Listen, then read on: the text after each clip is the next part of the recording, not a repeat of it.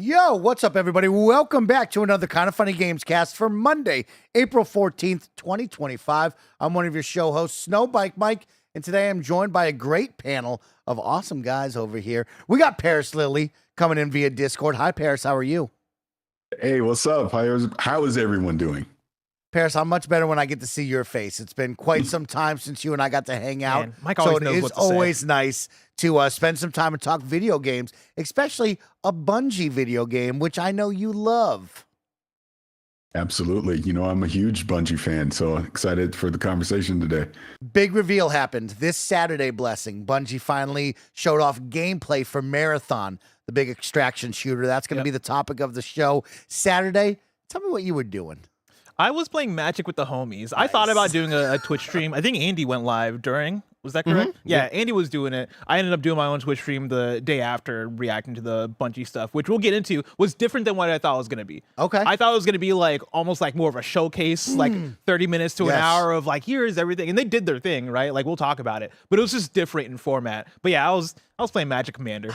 You're the best. You already know. I love that. And of course, rounding out the squad is Andy Cortez. He has a 2-hour-long video breakdown of him live reacting to the marathon, all the videos that Bungie put up, because there was a couple of them. There was actually 4 videos that they put up proper. There was a cinematic video that was very cool, about 8 minutes long, that a gameplay breakdown for 5 minutes, gameplay reveal for about 1:55 seconds, and then rounding it out with the big creator highlights from the alpha that they allowed a bunch of people to go to. Andy, 2 hours of fun watching that live on Twitch. How did it go? Well, mainly 2 hours because I kind of forgot to stop the stream. I just kind of kept on yapping. I was like, I got to end this VOD. Like, this is right now we're just talking about other games. So, like, I've definitely gone a little too long here. But it was neat hearing from other creators and watching other creators talk about their time over there and getting their hands on with the latest build for that recent sort of creator event.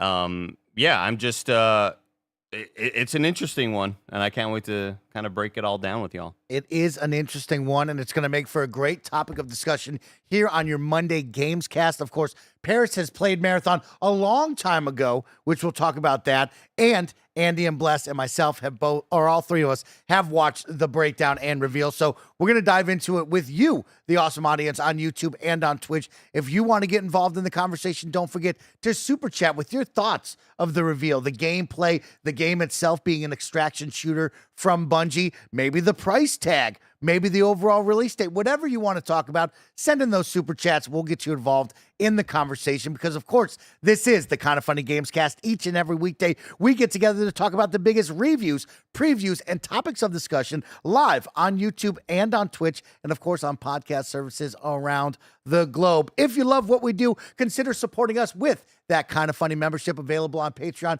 and on YouTube, where you can get the very best of Kind of Funny. Also, now available on Spotify and Apple Podcasts to get our shows ad-free, watch us live as we record them, and get your daily exclusive show. For a chance to be part of the show, submit your thoughts and opinions as YouTube Super Chats as we go. Of course, this is Kind of Funny Gamescast. Earlier today, you got the Kind of Funny Games Daily, giving you all the nerdy news you need to know about. After today's Gamescast, you will get a special screencast all about The Last of Us Season 2 premiere. Who here on the panel watched it? Oh, come on. You already know. I was Andy and Bless. Yeah. Paris, did you make time on a Sunday night to watch The Last of Us Season 2? I haven't even watched Severance Season 2 yet. So my God. Brother, lock in. Paris needs a night on the couch watching some good television, it sounds like. Later, guess what? We're assembling the team. It's time to jump back into Marvel Rivals with the launch of Season 2. Later today, thanks to our friends over at NVIDIA, we're going to be showing off in-game NVIDIA DLSS 4 with multi-frame generation AI-powered tech that gives you up to 440 frames per second in 4K with the top-end 50 series RTX GPU. So make sure to come join us later this afternoon as we play some games. Of course, don't forget, if you're a Kind of Funny member, you get today's Greg Way, which is all about Greg and I'm sure his big vacation spring break trip. I think it's 19 minutes of Greg Miller unfiltered. Wow. Unfiltered. Wow. That's dangerous. No rules. Thank you to our Patreon producers, Anatoly Ernst, Delaney Twining, Carl Jacobs, and Omega Buster. Thank you all so much for your support. Today we are brought to you by Imperial, Factor, and Shady Rays, but I'll tell you all about that later. Let's get into what is the topic of the show. Let's talk about Marathon. Marathon is coming to you from the development team of Bungie. It's a team-based extraction shooter set to release September 23rd, 2025 on consoles and PC. It's a premium title, not a full-price title, with Bungie giving more details this summer, they say. Over on Steam, the write-up sounds like this. Scavenge the lost colony of Tau Ceti 4. In Bungie's team-based extraction shooter, choose your runner, cybernetic mercenaries with unique abilities as you battle rival teams and security forces for weapons and upgrades. Fill your vault, take on high-stakes challenges, and unravel the colony's mysteries. Oh, wrong marathon, sorry. That is your Marathon write-up. Let's talk about our thoughts and impressions coming out of Saturday's big reveal. Andy, I'm going to start with you because you had the big breakdown over on your Twitch channel, and then we'll get to Paris, who's played it, and Blessing's thoughts after that. But Andy, after Saturday's reveal of gameplay, the overall trailer, the Marathon creator alpha highlights, and the cinematic short, what did you think of Marathon? I think it looks amazing visually. I loved hearing other creators talk about their time with it and what they think the potential can be. I think it's a kind of a weird one because I think extraction shooters are such a niche genre that there's a lot of people there's a lot of like normies out there that aren't constantly playing the newest games and maybe only play Warzone and other battle royales or whatever the free to play title is. And I think it's a bit hard for those players to try to wrap their minds around the game loop. And I think even based on what a lot of creators were saying and videos that I watched from people like Skill Up, or I watched Dr. Lupo's video on it as well, and them mentioning that maybe the gameplay loop isn't quite 100% developed. And it kind of just feels like everything that we've been shown so far, that this is giving me a lot of Destiny 1 vibes, where maybe it's not fully cooked. And I think you could look at that statement kind of from both angles, negatively and positively, because I put a shit ton of hours into Destiny 1, even though I knew that, this isn't exactly what I think is a perfect video game, but I'm still kind of addicted to the loop of it all. I think it's going to catch a lot of people off guard, and a lot of people are also going to say, dang, this isn't a PvP exclusive only game. I'm good. I'm out. And maybe not even I'm out, because you still have to pay a premium price to even get into it. So I hope they do a lot of sort of free alphas and things like that to get people acclimated with what the video game is. But just from a nerd design standpoint, this is like the freshest thing I've ever seen in a long time. I love the art style. I love the look of the guns, the look of the weapons, and I was kind of discouraged by there not being a central hub when me and Mike played a game called The Cycle Frontier, which was kind of my first foray into an extraction shooter. Whenever you go want to do missions or whatever, there's a player hub, and you go talk to the NPCs, and you see them standing there. And this has very much what a lot of people have told me is very similar to Tarkov, which is the premier extraction game where you're just kind of accepting missions and menus. I'm kind of bummed out about that. I hope maybe they can continue to develop that to, make the player more immersed. Really bummed out there's no character creator, but that was leaked a while back. We kind of knew and expected that. But yeah, you are essentially selecting from pre-created heroes. And of course, there's going to be customization on top of that. I'm just really bummed out with the idea that you being a consciousness uploaded into a synthetic robot body, that there's not a whole lot of agency you have there, because you're kind of just picking, I'm going to pick Glitch, who is the character that does this, or I'm going to pick whatever. I don't know. I'm just making it Void. I don't even know if that's a character, That but it was sounds it. like Glitch it. and Oh, it was. Void. Really? Glitch Oh, and nice. Void, Okay. yeah. What about Shadow? Is that one? No, Third no, one. no. So yeah, that does bum me out. Also, I think extraction shooters are made all the more exciting with prox chat, and that not being here while understandably the devs going, yeah, it's just not where it is, where it needs to be because of how toxic it can be and how off-putting it can be. But that also lends so much to the extraction thrill. However, the gunplay and everything still looks so freaking fantastic and fun, and the moves and the visuals look amazing that I still want to, despite it not being what I want it to be, I'm still going to put a lot of hours into it because it's a Bungie shooter, and those usually feel really fun to play. You mentioned it reminding you of Destiny 1, right? And you say both in the good and bad angles of it.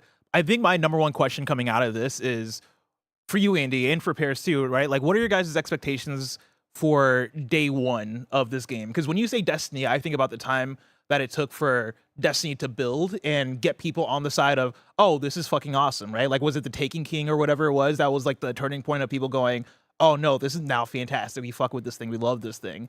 Do you think that when this launches day one, it's going to be in a place where people understand it and love it? Or do you think it's going to take time to get there? And then the follow-up question is, if it takes time, how good does it need to be given the luxury of time? Paris? I love how you throw it right to me.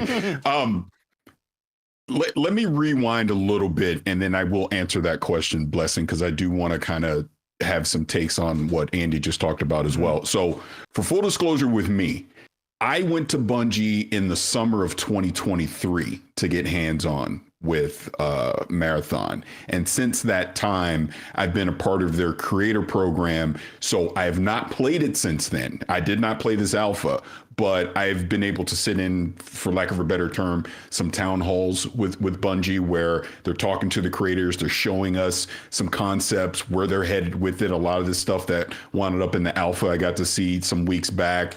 And then we did a Q&A on it, stuff like that. So I've seen the progress over the past couple of years of what the game is, but I've not physically played it since the summer of 2023. Also, pricing is a thing. I'm sure we'll have a whole discussion about pricing as well. So I won't dive into that right now, other than to say when I was at Bungie, they were doing Q&As with us back then, and they were talking about monetization and trying to figure out, you know, what the best path would be. But I'm sure we'll have a whole discussion about that. So when I played it, they weren't doing these specific hero classes at the time. It was, you kind of create your character, you go in, and the whole 3v3 concept, the PvP/PvE concept of the extraction shooter was all there at that time. And even 2 years ago, it's Bungie. It felt good. It felt really good to play. The shooting mechanics, weapons, everything about it felt really good to play. We definitely got into some intense situations just in the play session that we had. So I walked away from that feeling good about what Marathon potentially could be. But even back then, we're like, obviously, this still needs more work. They're going to have to be able to explain it. And one thing that you keyed on, Andy, which I 100% agree with, I know they're going to do this closed alpha now. I'm assuming they're going to do some kind of open beta in the summer before September, because I think that's going to be part of it. They got to get people to actually understand, especially on the console side, what is an extraction shooter? What does it mean to go into this world? You're looking for loot. You got to get out. You have to successfully extract it to be able to keep it, to get some permanent upgrades, perks, obviously the weapons, things like that. Because to your question, Blessing, I don't think people are going to get it day one. That would be my one thing. I don't think this is going to be something that's going to immediately click. And even if you go all the way back to Destiny 1, it really wasn't until people got to play the raid that people truly started getting addicted to Destiny, and it became the phenomenon that it was. This isn't necessarily, from what I know, I will say, this isn't necessarily going to have some kind of moment like that. But that's what Bungie's going to need to explain over the summer, is what is going to be that gameplay loop beyond just going on these runs to extract loot that's going to keep you coming back moment to moment, right? I'm sure, again, there's going to be some intense, fun things that you're going to be able to encounter while you're in there. But is it going to be, because I did get to talk to a couple of people that played to the alpha, and we had this conversation about it, that I think there will be some initial fun here. I'm more concerned about month 3, month 6, year 2. Am I still excited to go back and play Marathon? And what is that content that Bungie's going to be able to deliver that's going to keep me coming back? Because it's going to launch with 3 maps. Ultimately, there will be 6 classes that you'll play at launch, and then they're going to do 4 during this alpha. But what can we expect beyond that? What does the roadmap for Marathon look like, past season 1, that I'm like, yep, can't wait for season 2, can't wait for season 5, 6 on down the road. So there's still questions they need to answer, but the art style, I love it. Visually, it's very impressive. Again, like I said, the gunplay that I did even 2 years ago was already in a good place. So I imagine it's an even better place now. So I think people that are used to playing Bungie shooters, you're gonna know what to expect as far as that goes. I just think the extraction part is the thing that they're gonna really need to explain more to people. Yeah, I think one of the reasons I bring in even that last part of my question, right, is the luxury of time, is going back. And I know there's going to be a lot of comparisons to Concord because it's PlayStation first party live service shooter. It fits within the strategy that they're going with, right? But that was a game that had 2 weeks. Granted, seemingly very low player base, right? And so when it is, oh, you have 2,000 concurrents, we got to pull the plug on this thing, probably different from how a new Bungie title is going to come out, where they have the built-in reputation, they have a built-in audience, they have a large amount of people. It's fun looking online and seeing how many people that are like, you gotta let Bungie cook. They're Bungie. You know what I mean? Like, just the Bungie name, I think, carries it so far. But then I start to wonder we're talking about what this is going to look like season 3 or year 2 or whatever it is, right? Like, what are the level of expectations that you guys think we should have by the time we get to, what is it, September 23rd when this thing comes out? It's such a hard thing to even think about, because I feel like I'd have a much better answer if it were any other genre than this. Yeah. This being a genre that may not satisfy the people that only want PvP experiences, and it may not even satisfy the people that only want PvE experiences. Them going for this PvPvE thing that I think it's a genre that depends on the players to create the content, because you are fighting NPCs and you're fighting tough bosses, or not tough bosses, but enemies that what I listened to, Dr. Lupo do the breakdown saying that, these things are tough. They're not like these sort of just push over, I'm just going to shoot these robots and get XP or get pieces from them or whatever, that they provide a challenge. And to me, that's exciting. Hearing about this supposed third map, because they're apparently going for like a map sort of breakdown release or whatever, and there's a third map that wasn't shown to a lot of people that has a lot more raid-like situations that you would experience in something like Destiny, and even something with, they didn't go too into details, but puzzle solving and things like that you would have to do with your squad.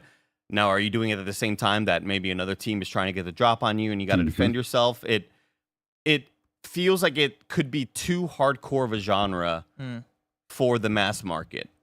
Because first off, you have to pay $40 for a genre that you may not be sold on.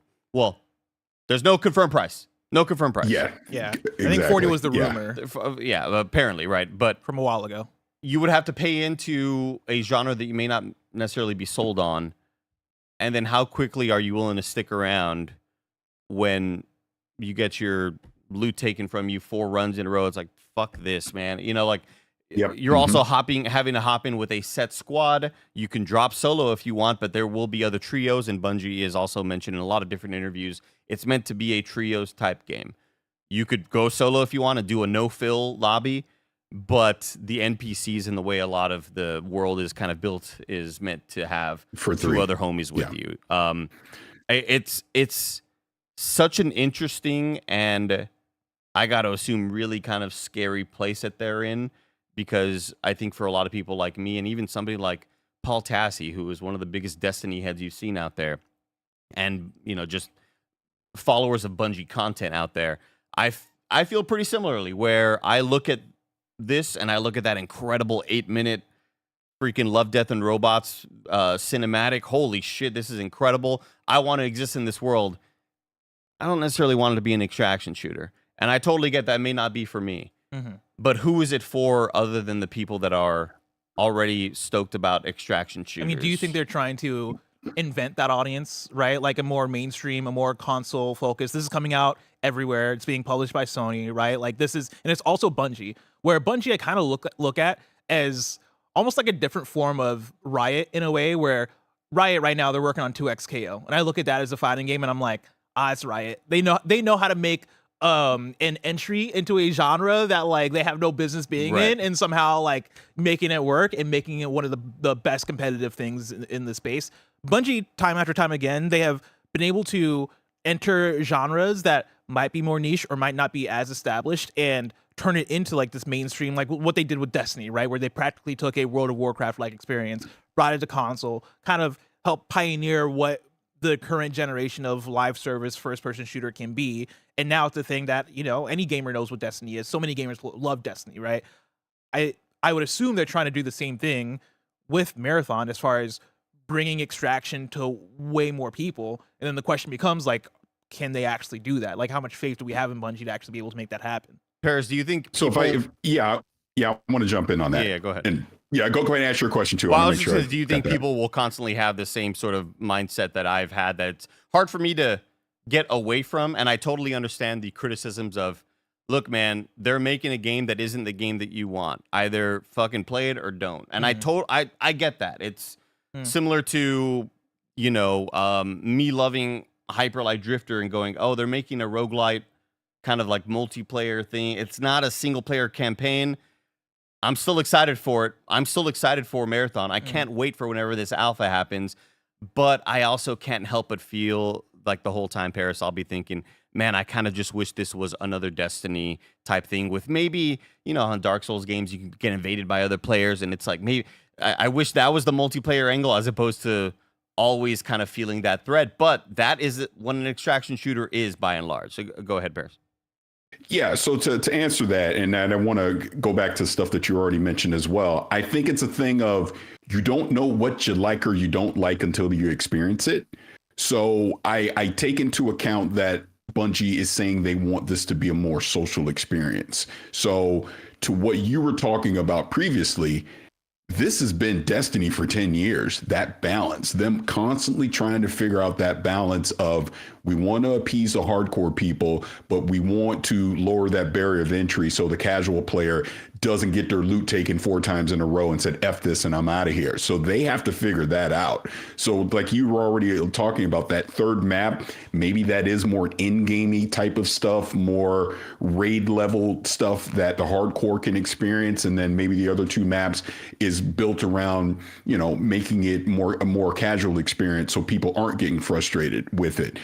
Again, I can only go back to what I played a couple of years ago and what they've shown me in concept. But I mean, I don't think this is not going to be like Tarkov. I don't think they're trying to go for that hardcore experience. I think, sure, there's going to be some intense moments in there. And I think we've even seen that in some of the alpha footage they showed on Saturday. But I also think they wanted that, hey, if you just want to go in there, you're going to fight some of the PvE bosses. Sure, you might encounter some PvP experiences, but you have to have that carrot on the end of the stick of being able to extract and get loot. If you're going in there and because you're not a high skilled player and you're constantly losing your loot, you're not going to play Marathon.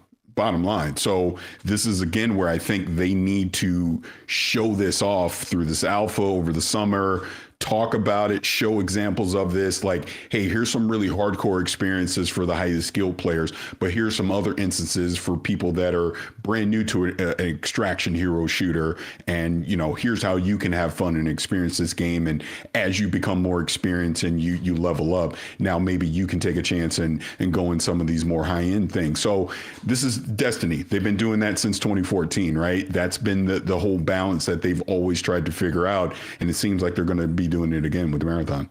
You mentioning that Bungie is hoping for this to be their social, you know, they want this to be a social experience. And I think Prox Chat lends so much to that. And I agree. I hope that they sort of, you know, allow players to at least have it off, because there are, without Prox Chat, you are only looking for PvE. And I think if you want a social experience, you have to allow players to not have those PvP moments, rather. Yeah. Where there were definitely, no, of course, 90% of the people you run across on Prox Chat are going to kill you and try to take your shit. That's just the reality of it. That's the way it works. Like, we get that. But there are those, you know, those fucking needles in the haystack that you come across somebody and they go, don't kill me, please.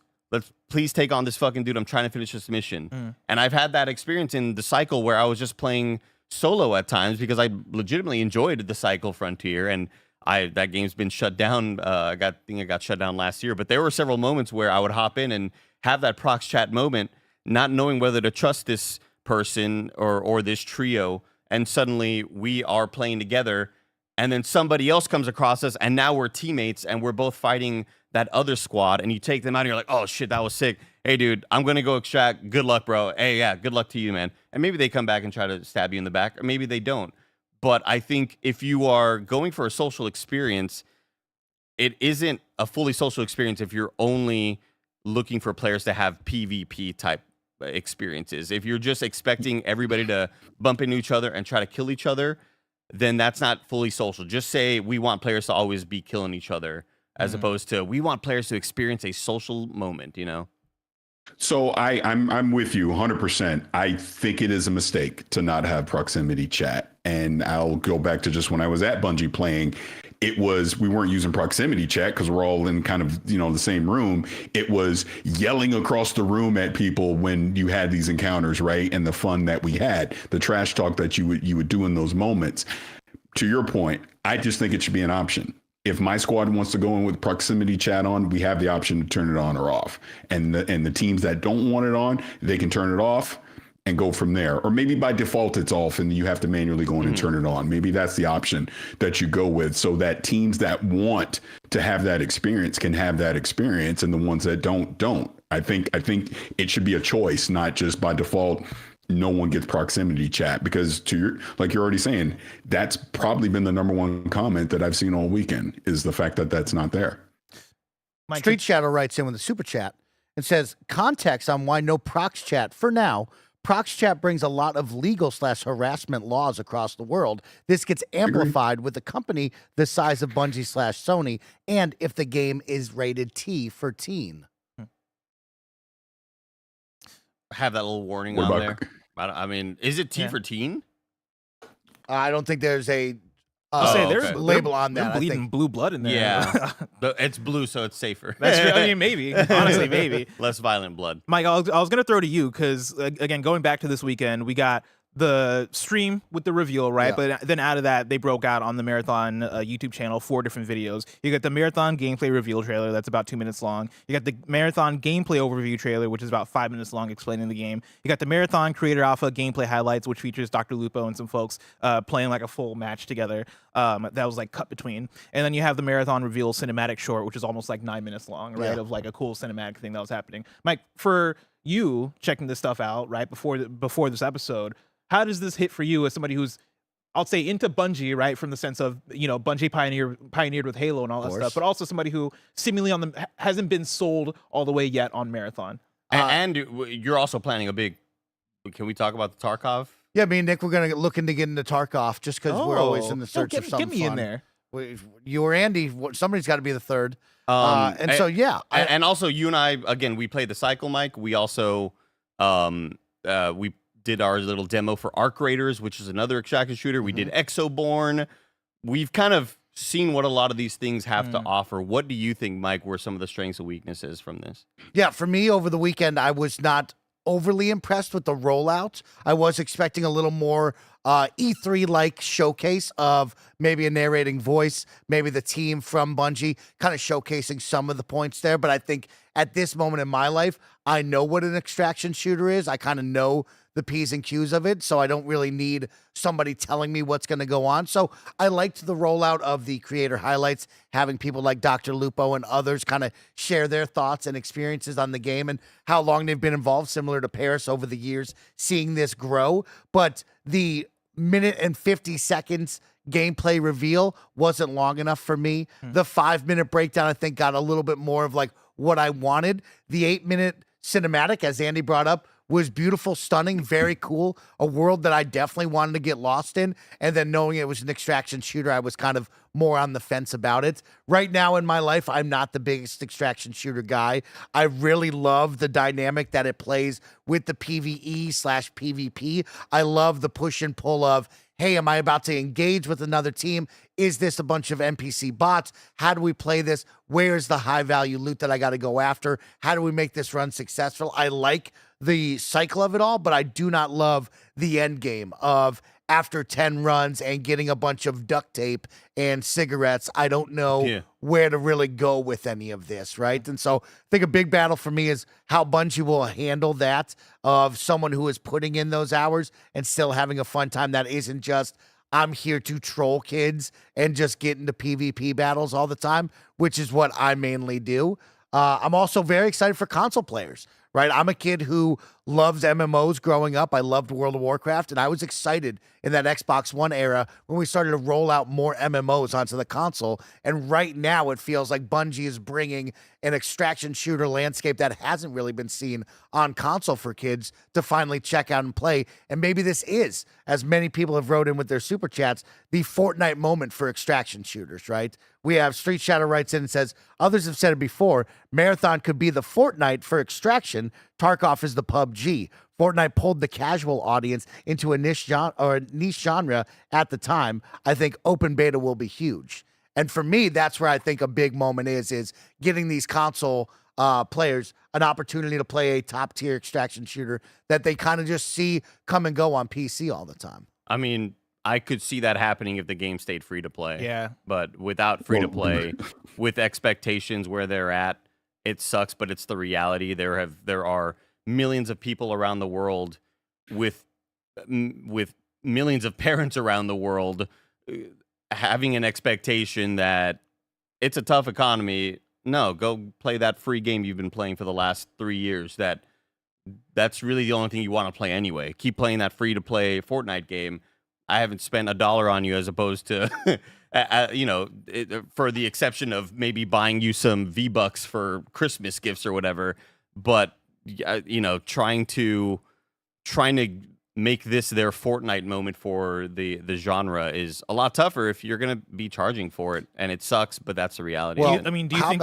How about we talk about price? Because that's where we're going to go with this. And we're going to bring in a super chat before we kick it to ads. Because CJ Splitson says, I hate the free-to-play or bust mentality around multiplayer games. And we know that this is a premium title, not a full-price title, which means you will have to pay for it. But we're going to talk about the price and should this be free-to-play or not right after a word from our sponsors. This episode is brought to you by Imperial. We've told you all how important it is to developers to wishlist games you're interested in on Steam. So if this game sounds cool to you, make sure that you wishlist it. In Imperial, you play as a mercenary sent to a distant planet to discover the mysteries of an ancient civilization. Powers unknown lie within the monolith. But those are no mere ruins, as an expedition has already ventured inside with only a few survivors. Why was it built? What powers reside within? Who is at the center of the monolith? All these secrets and more will be uncovered if you are brave enough to take on Imperial. Imperial features a unique blend of RPG systems and skill-based combat across 3 weapon archetypes: the acrobatic glaive, the defensive but devastating mace and shield, and the powerfully ranged cannon. With a deep ability system and extensive customization, every battle is an opportunity to refine and optimize your combat style. Form relationships with each of the few surviving expedition members who all have their own personal quest lines. Whether you choose to help or not can have drastic consequences for them. The monolith is guarded by powerful automatons, each with distinct attack patterns and weaknesses that demand precise execution and strategy to be victorious. Create your mercenary, enter the monolith, learn powerful abilities, defeat the automatons, and uncover the secrets that lie within Imperial. Imperial is available May 8th on PC, Xbox S and X, and PS5, but you can wishlist now. Do it! Wishlist Imperial. This episode is brought to you by Factor. Make this your best season yet with nutritious 2-minute meals from Factor. Eating well has never been this easy. Just heat up and enjoy, giving you more time to do what you want. Greg Miller has been loving how simple it is to enjoy his Factor meals as he's rushing between shows each day. I just saw Blessy eating some too. Factor arrives fresh and fully prepared, perfect for any active, busy lifestyle. Factor powers your day with satisfying breakfasts, on-the-go lunches, premium dinners, and guilt-free snacks and desserts. Factor can help you feel your best all day long with wholesome smoothies, breakfast, grab-and-go snacks, and more add-ons. Multiple people here at Kinda Funny have been loving their experience with Factor, and guess what? You can too. Get started at factormeals.com/kindafunny50 off and use code kindafunny50 off to get 50% off plus free shipping on your first box. That's code kindafunny50 off at factormeals.com/kindafunny50 off for 50% off plus free shipping. This episode's brought to you by Shady Rays. Get ready for the season ahead with quality shades built to last. Our friends at Shady Rays have you covered with premium polarized shades that won't break the bank. Shady Rays is an independent sunglasses company offering a world-class product rated 5 stars by over 300,000 people. They have hundreds of options to choose from, so you're bound to find the perfect pair to match your style. If you don't love your shades, exchange them for a new pair or simply return worry-free within 30 days. There's no risk when you shop. Their team are always there to have your back with personal and fast support. Y'all know I've been outside a lot playing Pokemon Go, and it's such a great experience wearing Shady Rays when I'm out and about looking dope. Exclusively for you, Shady Rays is giving out their best deal. Head to shadyrays.com and use code FUNNY for 35% off polarized sunglasses. Try for yourself the shades rated 5 stars by over 300,000 people. Again, go to shadyrays.com, use code FUNNY to get 35% off polarized sunglasses.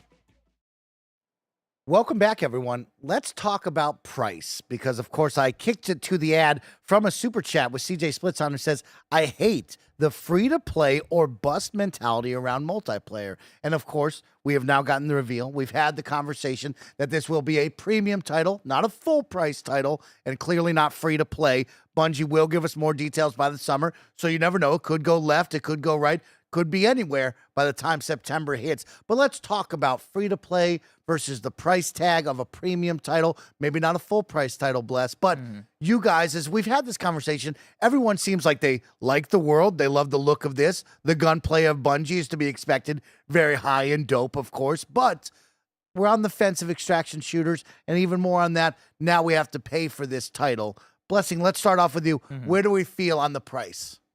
To follow up on the super chat, I think for me, I agree. This is something I talked about when I was watching the thing, and I was talking about it on my stream of, I don't like the blanket, this is how every single thing needs to work, right? I think every game is unique. I think different types of games have to be treated the way they are as far as like marketing strategy and all that stuff. I don't think this game, and I for this game in particular, I got kind of varied opinions as far as like free to play, not free to play, yada, yada. But I think in general, the only true thing I would say about across multiplayer games is that you just need a good release strategy. And for a lot of games, that is going to be free to play.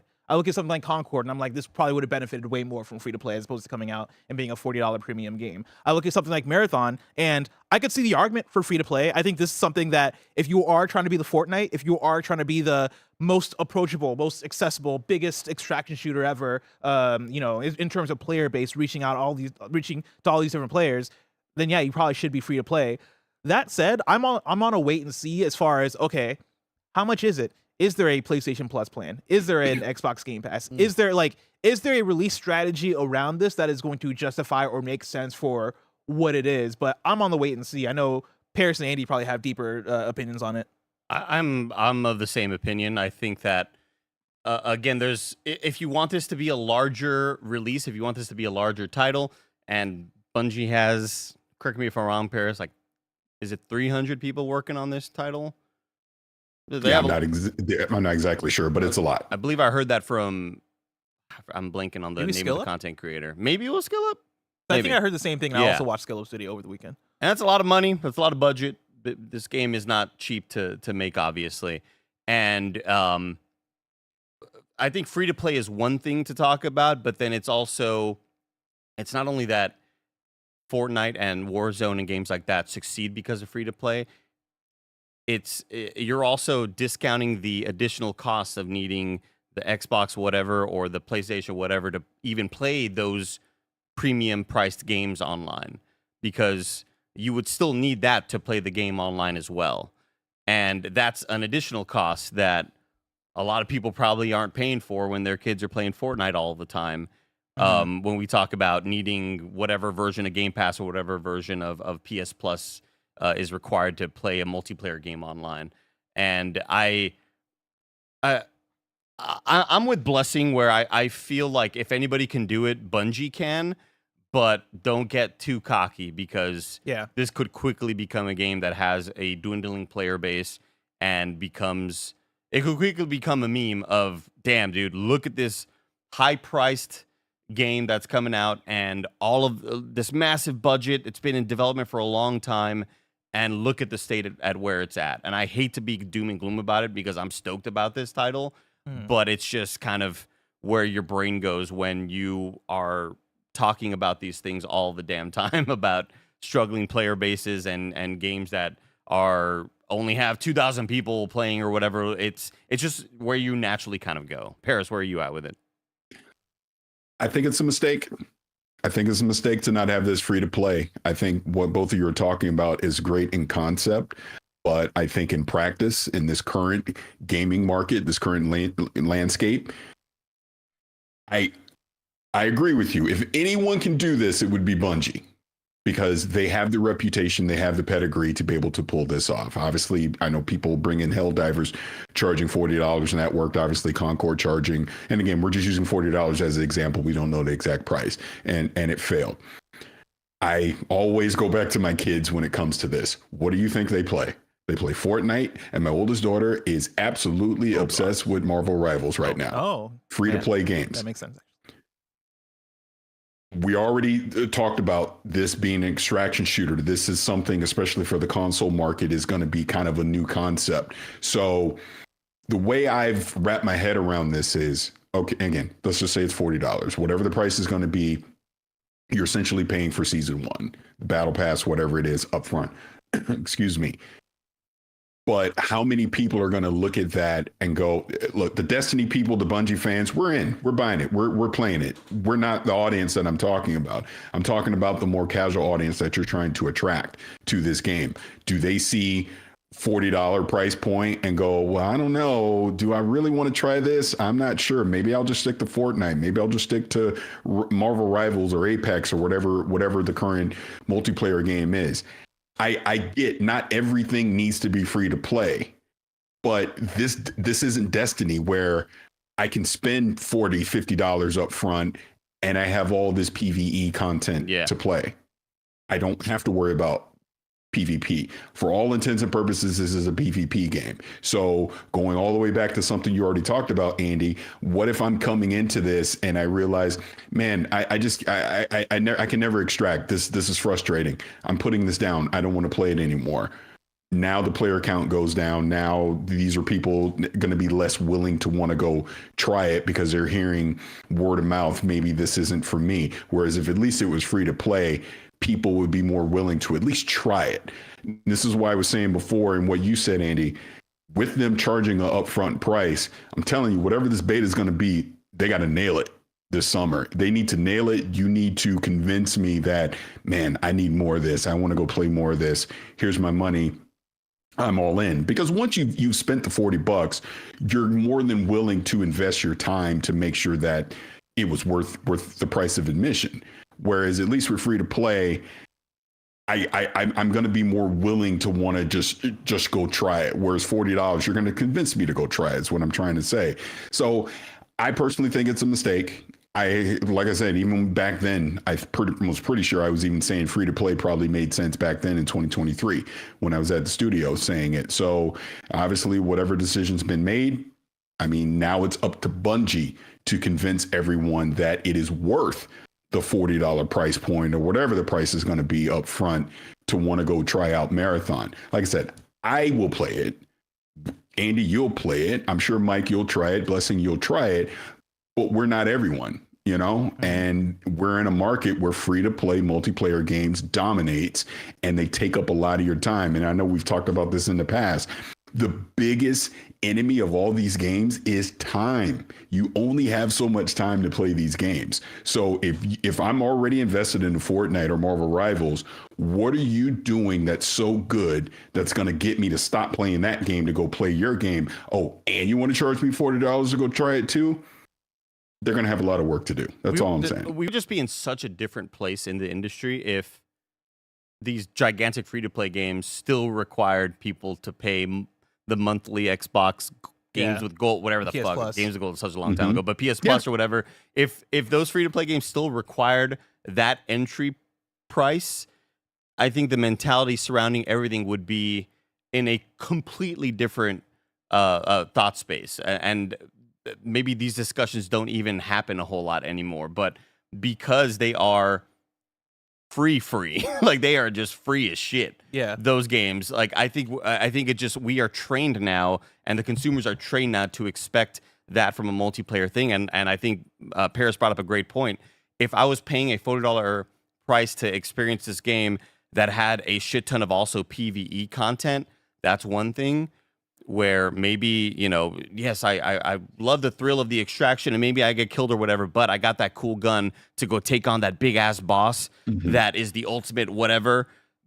But when the content that you are expected to produce is the content is the other players making content for each other and having those thrilling moments, I think that can wear really thin for the people that that just go, well, I'll just hop into another round of Marvel Rivals. I'll just hop into another round of Fortnite. And again, this is basically me saying, well, make your game another game, which is completely stupid, and I understand that, but that's just the reality of it. And I still get into the conversation of how much luxury do you have as far as the time that it takes for you to build a player base, to maintain that player base, to fulfill your roadmap of things that you got going on. Because I think, again, when we're talking about a premium title of this kind, you're not gonna launch with 10 million players, you know what I mean? And like, I think for the premium nature of it and the timing nature of it, right? Like, we're talking about it competing as far as time with things like Fortnite, with things like Call of Duty, or the other games that all the casual players are playing.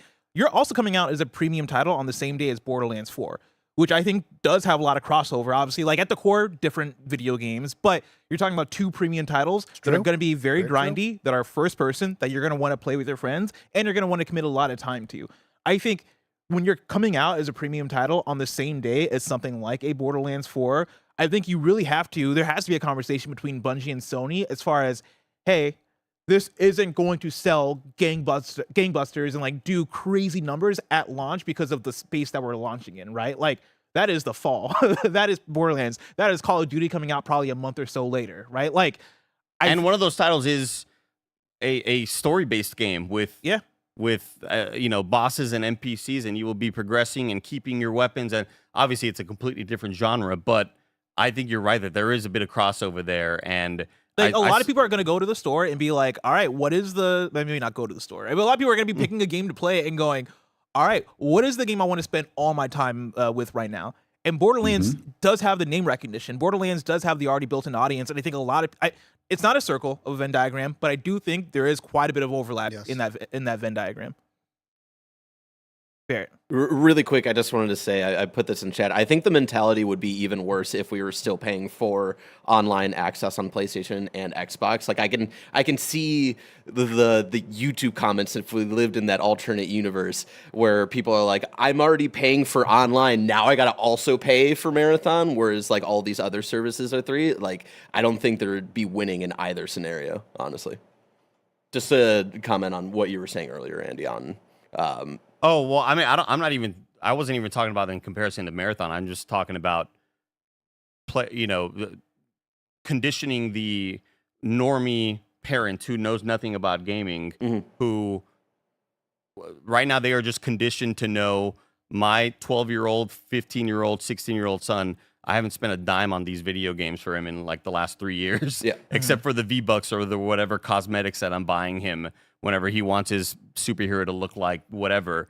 And I think if they were still, if that they were conditioned to pay monthly for something for their son to play online in the same way that they watch Netflix monthly or that they watch HBO Max monthly, I think that puts them in a different mind space. But they've just had the common American person who's only playing these free-to-play games has experienced free-to-play for a long ass time, and asking for a premium price is just, that's too far in this economy, especially. For clarification, and to my point though, is like there was a point where you had to pay for online to even be able to play Fortnite, correct? Yeah. Yeah, on and so PlayStation like specifically. Yeah, on PlayStation, and so like I think that mentality would like either be equal or even worse because it's like, all right, I'm already paying for to be able to play Fortnite monthly, essentially, to add another price on top of that when games like Fortnite and others free to play already building in that mentality a little bit. I think there would just be just as much kind of like scuttlebutt about paying for a premium price. Anyways, sorry to distract. Guys, the price is going to be a big one. It'll be a big conversation throughout until September, bless. Yeah, another one I wanted to bring into the conversation please. of monetization and it coming out as a premium game is one of the things I do wonder. Let's say we went with the reality where Marathon is a free-to-play game, right? Which means you're going to have to find these ways to monetize. From what we see so far with Marathon, and for you guys that have way more experience with extraction shooters than I do, right? Like, what are the ways you monetize? Because I look at this and I'm like, well, you're not going to have a Luke Skywalker skin I don't think you would have like these popular like Fortnite like crossover skins in this thing because it has a very distinct art style, has more of a realistic / space punky vibe that you're going with here. Are we talking about battle pass? Like, what would be the ways that you monetize outside of just the premium sale of the game? Yeah, I mean, I think a battle pass is kind of inevitable, right, Paris?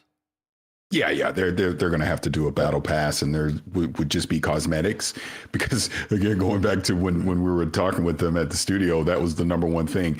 You cannot make this pay to win, and they know that. So I don't think anyone needs to be concerned about that from a monetization standpoint. But yeah, some battle passes, some fun, unique cosmetics would probably be the thing. Yeah, maybe I'm discounting the Luke Skywalker skin. I'm starting to think about. You'd like to see that. Well, now I'm thinking of other Star Wars skins you could do, and like maybe you could do a Darth Vader. So if we skin. launch at $40 or whatever the price may be, do we not expect a storefront with skins for sale day one? To me, as the consumer, right, I think free to play, I think heavily monetized on me supporting the devs by all of that. If I give you $40, do we avoid that path and not do that day one, or are we doing that no matter what in today's age? Well, I would think season one, no. But I think beyond that, you've now gotten your $40 worth of content, right? And that's how I'm wrapping my head around it. Maybe I'm wrong, but I would think the first season is basically you spending the $40 up front. After that, then yeah, you're going to start seeing battle passes to where they're going to have to monetize it moving forward. That's dope. I hate it. Tim's not even here. We're having such a good discussion. Actively ruining the content. We're having such a good discussion about Marathon. He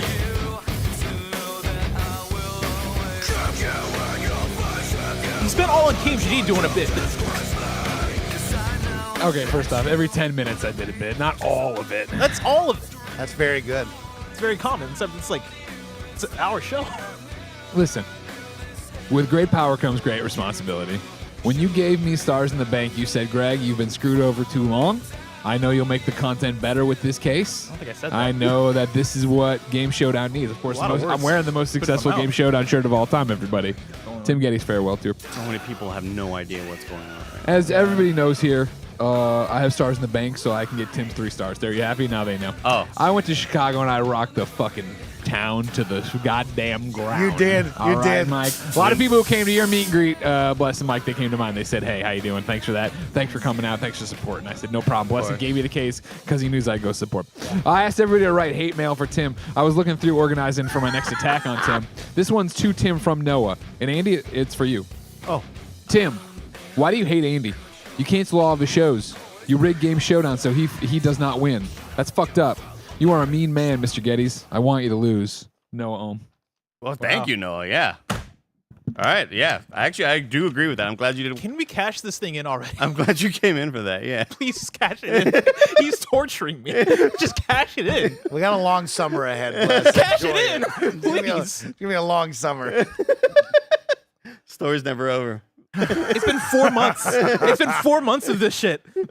Let's talk some more. Something I'm interested in is storytelling through a multiplayer game like this, right? You have an awesome 8-minute cinematic, which is like, wow, this is rock your socks off, Andy. Unbelievable. Yeah. But also, I've been burned through multiplayer storytelling.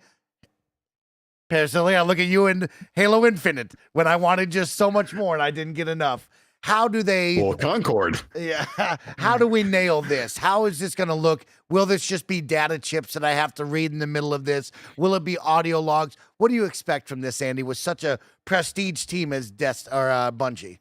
Well, they mentioned that they, in a couple of interviews, them mentioning that they wanted every season to feel like a new adventure.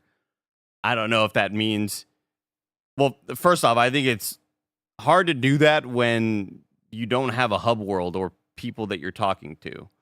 If you're just the way the core kind of loop will work in this extraction game, it's not just you talking, or it's just not you dropping into a world to try to go get loot where you know that this area might have higher tier loot, but it's going to be more dangerous.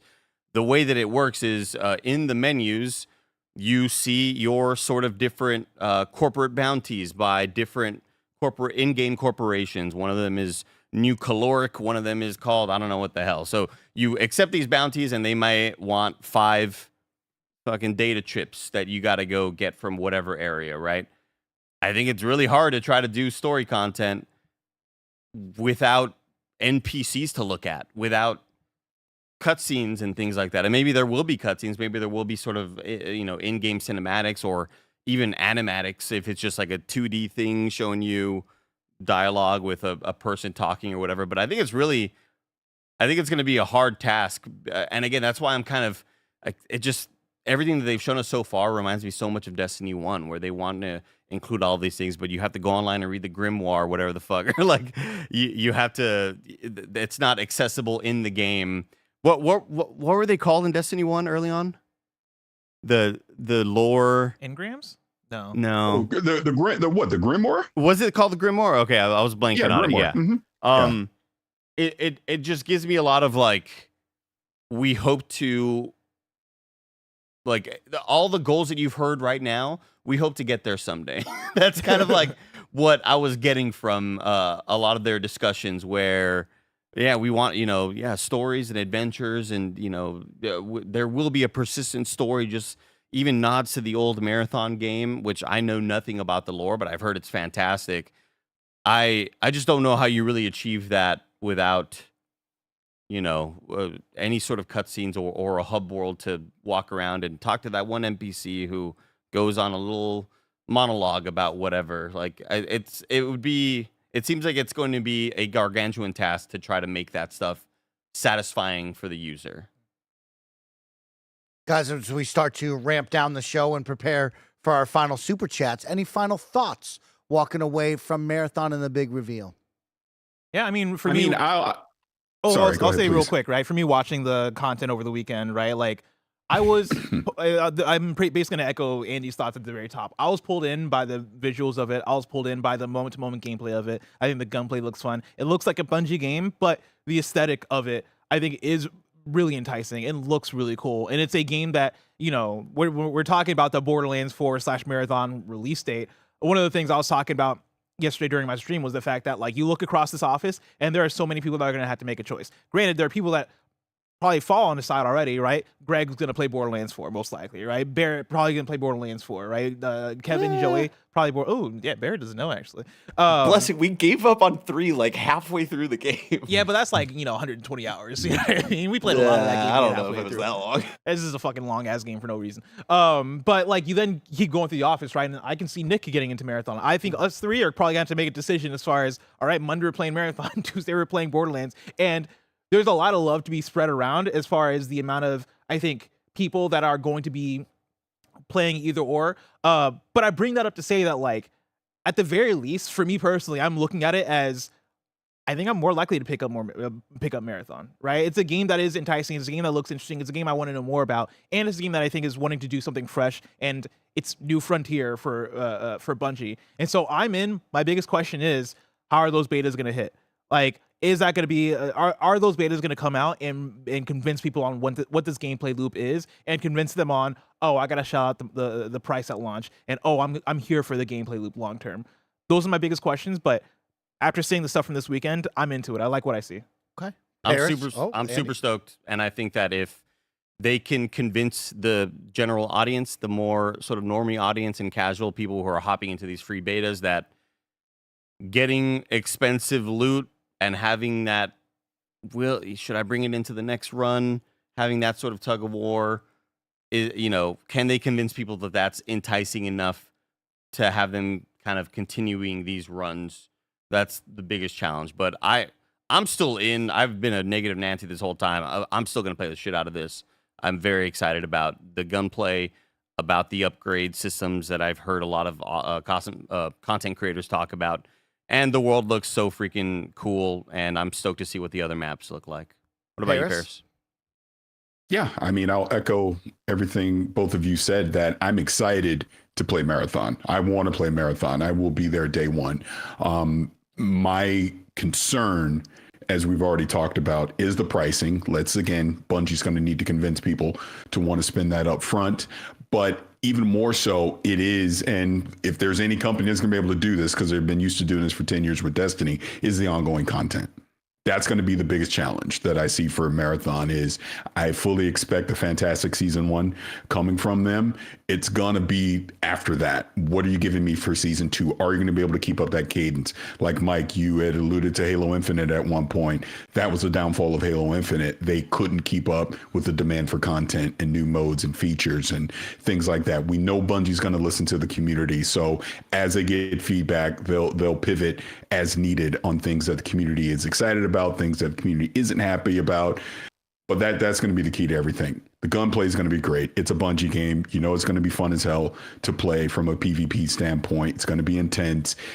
Just give me the loot. Like Biggie said, give me the loot, give me the loot. I need the cool loot to go chase, to make me want to go on those runs and go back into that world and extract it. As long as they're able to keep that up, I think Marathon will be fun. Let's jump into some super chats to get us out of here. Lance C writes in and says, honestly, the gameplay doesn't remind me of the original announcement trailer. That looked way slicker, not the voxel look to it like it does now. Voxel? Yeah, I don't know on that one. I think there's a little tad different look on the original one we saw a while back to what we're seeing now. I get where you're coming from, but I like the look regardless. It looks good. Sheffield Boulevard writes, optimistic thinking. I hope Marathon is to Tarkov as Fortnite was to PUBG. We talked about that. Dean writes in and says, looks like a captivating world to be in visually, but I have fears about how they'll be told, how we'll be told the story or narrative. If it's all through menus, that's sad. We talked about that. How do you address telling the story through that? Couch Hero says, there should be a highlighted extractions throughout the season where you'll need good loot to be able to survive. Highlighted. I mean, I don't know if they're talking about PvE or. And I'm not. Part of me just wishes this was like Helldivers. I wish I was just like taking on big bosses and risking my shit. Just go full PvE. The idea of risking weapons and losing it to the computer is a lot easier for me to digest than losing it to other try-hard, insane gamers. That yes, I think Creed in the Twitch chat made a great point talking about how that's why fighting games are such a niche market, because people aren't willing to spend $60 to get their ass whooped by people that have been playing fighting games their whole lives. You know. I'll definitely be waiting for you at the extraction site to loot your dead body. Yeah. Street Shadow says, games biz perspective for free to play. This keeps us in the forever games. This hurts more developers and games than it helps. We will just keep seeing games and devs laid off. How do we reconcile that? See, that's kind of the double jinx reverse Uno card of this whole thing, right? We're already in this world of these forever games. And how do you wean people off of that and get it back to where it used to be? Because sure, a Bungie can try this, but a Firewalk tries it and they last 10 days and they completely go away. That's the scary, risky part about all of this is we know that we don't necessarily, because again, I agree with everything that's been said. I don't need everything to be free to play, but how do you get back to the free to play world without these companies going under and people getting laid off? So, there's a lot of risk with that. Like, again, Marathon is a risk. Let's be crystal clear on that. This is not a 100%, surefire thing. There is risk that Bungie is taking with Marathon with this format. So we'll see if it works. I hope it does. Let's be clear. I hope this works, and then you'll see more people do the same thing. We need more Space Marine 2s and we need more Outriders. Yep. I think that's what We it is. really do. Yeah. We need more sort of truncated experiences that people go, I'll spend 40 hours over here in this world with an end game in mind and something that I don't feel like I have to sort of, take on this gigantic responsibility of continuing to play it and be there. I just think that's why AA games and studios and AA budgets, more importantly, have been kind of killing it lately. Okay. And Dane writes in with a game recommendation for Bless. Bless, you gotta try out Look Outside. It's such a unique survival horror RPG turn-based game that has a very captivating design and gameplay. 10 out of 10, the best indie game of the year for me so far. Dane, what if I told you I did try out Look Outside? Oh, Damn. Yeah. I was gonna say that sounded familiar. Yeah, I wasn't feeling it. Okay, he wasn't feeling it. Well, No, thank you for the game But it is a recommendation. game that people should check out. Yeah. It's a very interesting game. Really freaky vibes. Okay. It was surprise dropped by Devolver Digital, published it, right? I got the email for the code like the day before they even announced the game, right? It was announced and dropped the same day. If you're into the things that Dane's talking about here, survival horror, JRPGs, it's a mix between the two, and it just has very freaky vibes. I didn't like the vibes. But if you like freaky shit, Okay, there you write go. it down. There you go. We're also like, I'm so Blueprints pilled right now. man. Yeah, there's just too Good. many Really? games to play. Oh, yeah. Hell yeah. I mean, how can you yeah. not be? You know what I mean? Fuck. Blueprints. We not played be. Rematch over the weekend. I wanted to talk about Rematch, but you took that away from me, Mike. We gotta talk about so many Rematch, video Wes. games happening. We've played a bunch and had so much fun. Well, we're going to talk about more games from this point and beyond, just like we always do here at Kind of Funny Games. This has been your marathon reveal impressions from the Kind of Funny crew. Paris, Andy, Bless, and myself. Of course, we want to hear from you in the comments down below. What do you think about the reveal of Marathon on the gameplay side, an extraction shooter with a premium price tag, not a full price tag? Let us know your thoughts down below. We have more Kind of Funny content coming your way all day long. We're going to have a special screencast all about The Last of Us Season 2 premiere that just went on last night. And then after that, me and Andy are teaming up with NVIDIA to play Season 2 of Marvel Rivals. So if you're watching live on YouTube and on Twitch, don't go anywhere. Stay tuned and keep supporting and having some fun. If you're listening on podcast services around the globe, thank you for listening and watching. We'll catch you on the next one. Goodbye.